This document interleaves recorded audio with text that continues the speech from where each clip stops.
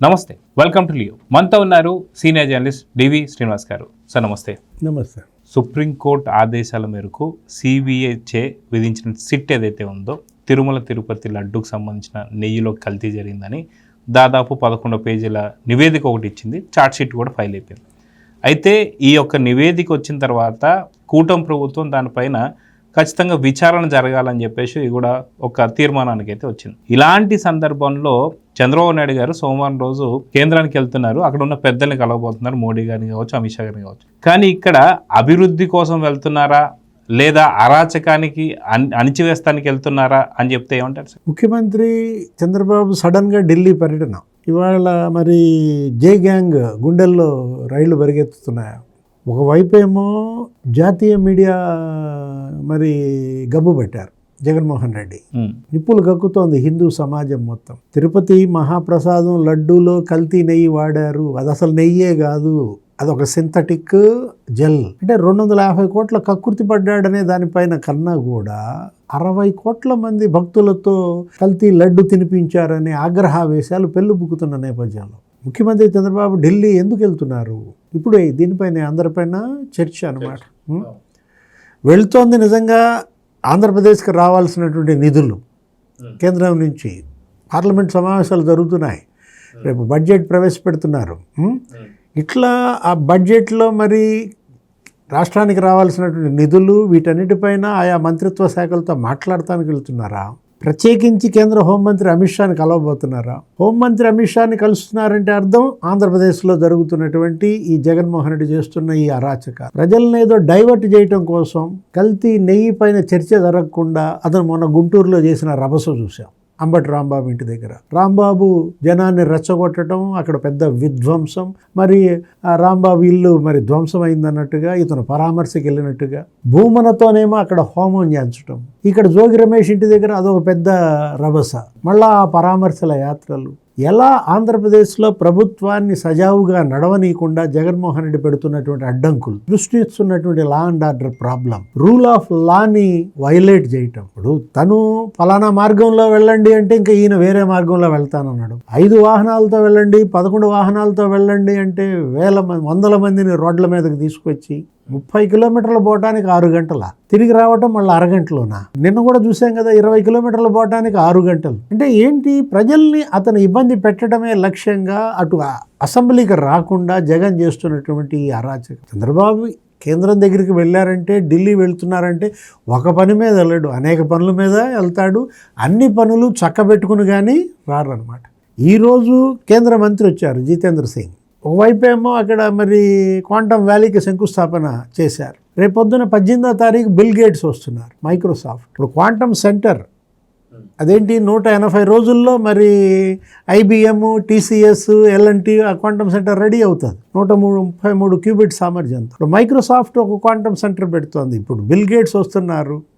మరి దగ్గర అది 1272 కోట్లతో 1200 క్యూబిట్ సామర్థ్యంతో మరి దానికేమన్నా బిల్ గేట్స్ ప్రకటిస్తారా? ఇప్పటికే మైక్రోసాఫ్ట్తో ఆంధ్రప్రదేశ్ ప్రభుత్వం ఒప్పందం చేసుకుంది. అటు విద్య రంగంలో, ఇటు ఆరోగ్య రంగంలో, వ్యవసాయ రంగంలో డిజిటల్ సేవలు ఇవ్వడం, డిజిటలైజేషన్, ఈ ప్రాసెస్ అంతా నడుస్తున్న దీంట్లో బిల్ గేట్స్ పర్యటన, మరి దాని గురించి కేంద్రంతో మాట్లాడటం. అటు పోలవరానికి నిధులు బడ్జెట్లో 3600 కోట్లు పెట్టారు. ఇవాళ డయాఫ్రమ్ వాల్ కంప్లీట్ అయిపోయింది. పుష్కరాల్లోపు ఎట్టి పరిస్థితుల్లో గోదావరి మరి పుష్కరాల్లోపు పోలవరం కంప్లీట్ తొలి దశ చేయాలని లక్ష్యంగా పెట్టుకున్నారు. ఇటు అమరావతి ఇప్పుడు శరవేగంగా రాజధాని పనులు ముమ్మరంగా సాగుతున్నాయి. మనం చూసాం ఏంటి, దగ్గర మరి 15,000 కోట్లు మరి ప్రభుత్వం కేంద్రమే గ్యారంటీ ఉండి ఇప్పించింది.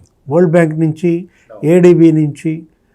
ప్రధాని మోడీయే వచ్చి అక్కడ శంకుస్థాపన చేశారు. 63,000 కోట్ల పనులతో అమరావతిలో రోడ్ల నిర్మాణం, వంతెనల నిర్మాణం, మరి భవనాలు శరవేగంగా అక్కడ కంప్లీట్ అవుతున్నాయి. లాస్ట్ క్యాబినెట్, కేంద్ర క్యాబినెట్ సెమీ కండక్టర్స్ ప్లాంట్స్ పెట్టడానికి ఆమోదం చెప్పింది. రాయలసీమలో ఇప్పుడు అక్కడ కొప్పర్తి, ఓర్వకల్లు, అక్కడ ఏంటి, అక్కడ సెమీ కండక్టర్స్, అటు జపాన్ 14,500 కోట్లతో అక్కడ సెమీ కండక్టర్స్ ప్లాంట్, 15,000 కోట్లతో మరి కొరియా వాళ్ళది కూడా 500 కోట్లతో పెడుతున్నారు వాళ్ళు.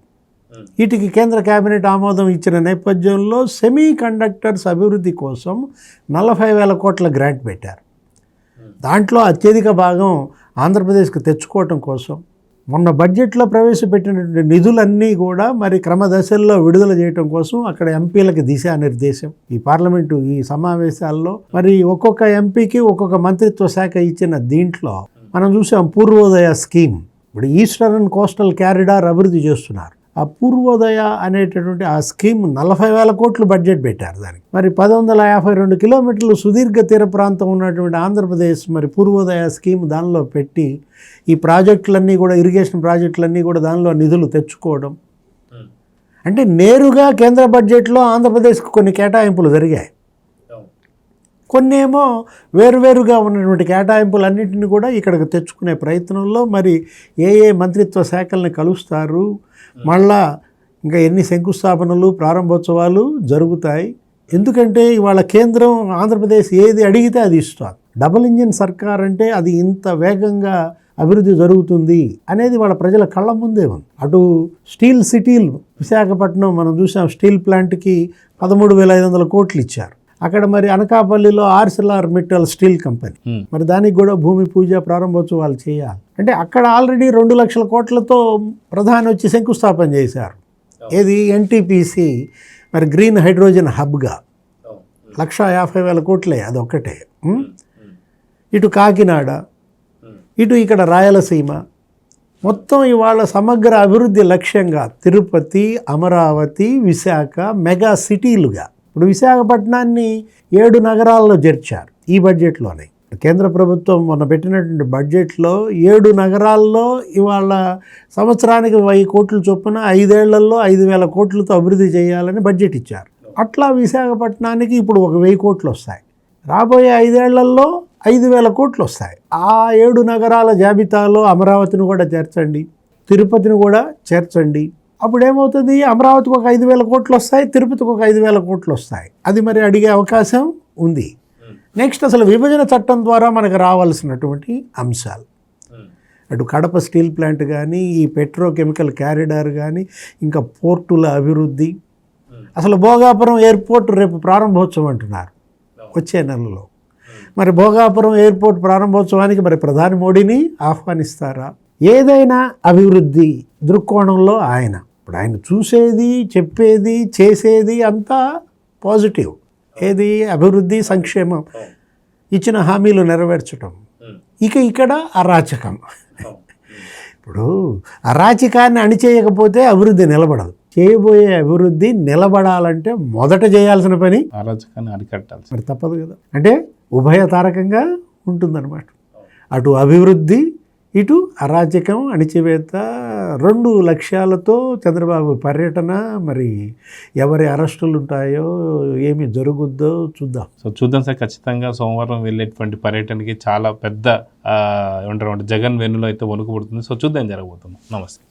Please subscribe to Leo news for more videos.